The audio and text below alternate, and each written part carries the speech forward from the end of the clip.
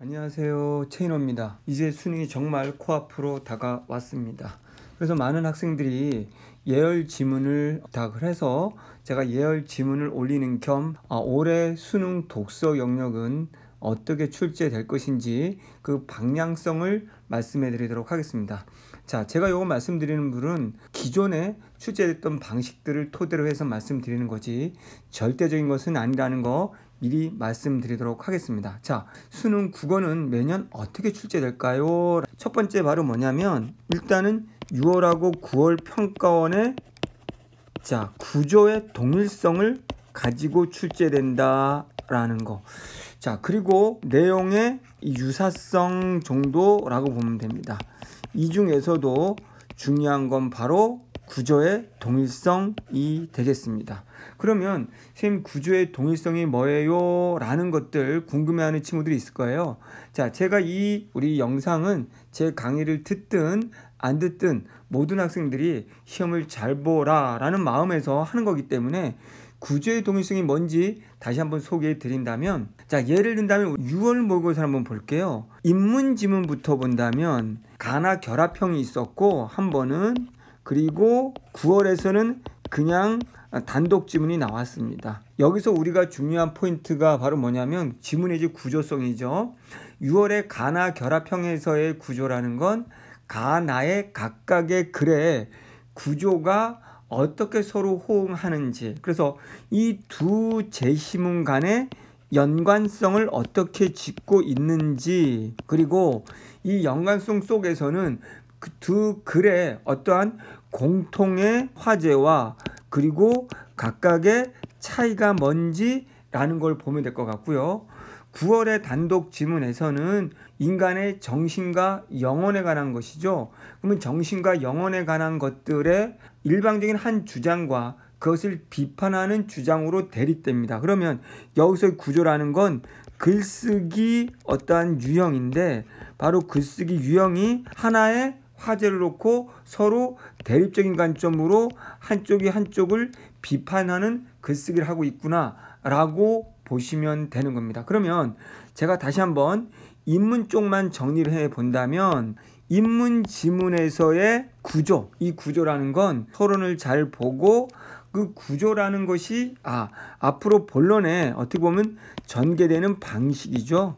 그래서 그 전개되는 방식이 가나형일 경우는 우리는 비교라고 하면 되고, 두 번째 단독 지문일 때는 서로 간의 비판형의 글쓰기 구조다라는 걸 알아야 된다는 거죠. 그래서 제가 예열 지문에서도 인문 지문은 되도록이면 비교 두 개 결합형과 비판형의 구조를 갖고 있는 것들을 봤고요. 이제 하나 더 우리가 내용의 유사성이라고 한다면은, 자, 6월 모의고사에서의 내용에서는 가지문은 과학적을 통해서 참거짓의 진리 검증이었고요. 그리고 나제시문에서는 동양의 제2론이라고 하는 어떤 동양 사상에 관한 게 나왔어요. 그리고 9월에는 내용상으로 본다면 인간의 어떤 본성, 정신과 육체 이원론 등등이 나왔죠. 그래서 인간의 본성에 관한 것이다 라고 보면 됩니다. 그래서 제가 예열 지문 중에서는 철저하게 사설 모의고사들은 논리가 딱딱 맞아떨어지지 않기 때문에 수능 6월, 9월 이 기출문제 중에서 요런 글의 구조를 갖고 있거나 요런 주제를 갖고 있는 것들 중심으로 뽑아서 예열 지문으로 선택을 했습니다. 자, 요번에는 우리가 이제 사회 지문을 보면, 사회 지문의 6월 모의고사는 법지문 정도, 우리가 그러니까 경제 법지문 정도라고 보면 되는데, 이때 법의 체계, 그래서 글의 구조 방식은 이런 법 체계나 특성들을 비교하는 겁니다. 그래서 이거는 비교형의 글의 구조라고 보면 될 것 같고, 이제 9월 같은 경우에는 가나형으로, 그렇기 때문에 가나 결합형이 나왔거든요. 이걸 통해서 인문지문이 반드시 결합형이 나오거나 사회 법지문이 결합형이 나올지는 아무도 모른다는 거예요.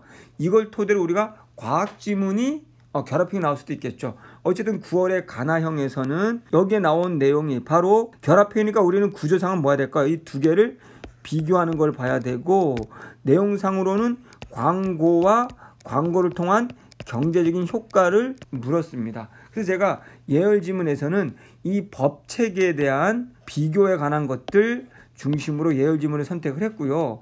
그런 다음에 구월과 유사한 지문으로는 광고보다는 이 경제를 통해서 인과관계라든가 높다 낮다 상대적 서술어 중심으로 정리되어 있는 그런 거 중심으로 묻고 있는 지문들을 선정을 해서 보여드렸습니다.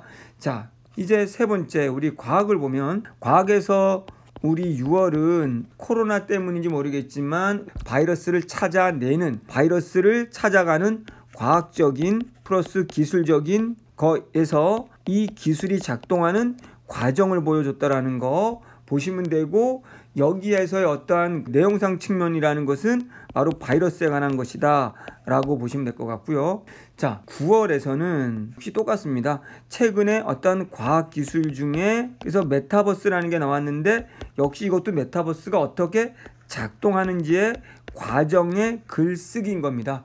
과정의 글쓰기인데, 여러분 이 방법이란 이 과정이 화우인데, 이 방법이 메타버스가 이루어지는 방법의 두 가지를 역시 이 안에서는 비교하는 거였다고 친다면, 이 6월에서는 순수하게 이 과정을 통해서 그 원리를 또는 작동하는 과정을 찾아가는, 그래서 그 부분에서 어떠한 핵심적인 과정들이 순서들이 보는 거라면 9월은 이런 과정 플러스 비교였다라는 거 알아두시면 됩니다. 그래서 제가 예열 지문에서도 역시 과학은 철저하게 과정 중심으로 뭔가 기술 이루어지는 걸 찾았고, 내용 중심으로는 코로나 때문에 바이러스에 관한 내용들을 찾아봤고, 그런 다음에 이 내용상으로는 메타버스와 유사한 3D 프린팅, 작년에 나왔던 스닝이라든가 요런들 과학 기술적인 측면에서 최근 경향을 반영한 요런 기술들을 적어 놓았습니다. 그렇다면 그럼 우리는 어떻게 남은 시간 동안 독서를 할 것인가? 지금처럼 6월, 9월의 논리적 구조를, 글쓰기 구조죠, 철저히 분석하고 일단은 익히는 겁니다. 그래서 새로운 지문을 많이 보기보다는 기출문제랑 좋은 그 지문들을, 그 구조를 내 것으로 만들어서 수능 날은 정말 첫 문장만 보고도 본론의 내용이 술술 익혀질 수 있도록 그렇게 익히는 게 중요합니다. 이 논리적 구조를 통해서 제가 누누이 말하는 거지만 서론에서 앞으로 어떻게 전개될 것인지를 예측하고, 그 예측은 분명히 각 단락의 첫 문장을 기준으로 또 예측하면서 그것들을 토대로 핵심 문장과 아닌 문장을 선별하는 것들. 그런데 요즘은 그 과정이라든가 비교 등이 복잡합니다. 그러면 이 비교할 때도 각각의 항목의 범주별로 차근차근 비교 범주가 눈에 보이도록 요약 정리하면서 독해할 수 있는 힘을 키우면 될 것 같습니다. 자, 우리가 한 번쯤은 다 풀어봤을 문제들, 지문들을 제가 다시 한번 6월, 9월에 맞춰서 선별해서 선정을 했으니까 여러분들 꼭 이걸 가지고 열심히 노력을 해보시고, 지문까지 완벽히 분석을 해놨으니까 요것들 토대로 여러분들 꾸준히 읽기 연습을 하면 될 것 같습니다. 자, 어떤 내용이 나온다라는 건 아무도 모릅니다. 저도 그동안 6월, 9월 모의사를 토대로 수능들이 이렇게 유사하게 나오네, 거의 확실한 거는 구조적으로 동일하고 주제는 영역이 비슷하네, 이 정도입니다. 그러니까 그거를 너무나 똑같은 내용이 나올 거라는 기대감으로 접근하시면 안 되고, 구조적으로 내가 유사한 구조는 읽어낼 수 있다라는 거로 연습을 하고 또 꾸준히 하다 보면 여러분 독서 영역은 반드시 만점을 받을 수 있을 거라고 보시고, 요거 한번 꼭 지켜보시고, 제가 더불어서 무료 강의로 올해 2022년 로스쿨 문제도 지금 올려주고 있거든요. 그것들도 되도록 한번 보시면 6구에 맞는 것들 중심으로 올리려고 노력하고 있으니까 그것도 활용하면 여러분 꼭 국어 1등을 맞는 행운을 얻을 수 있을 거라고 봅니다. 끝까지 화이팅 하시기 바랍니다.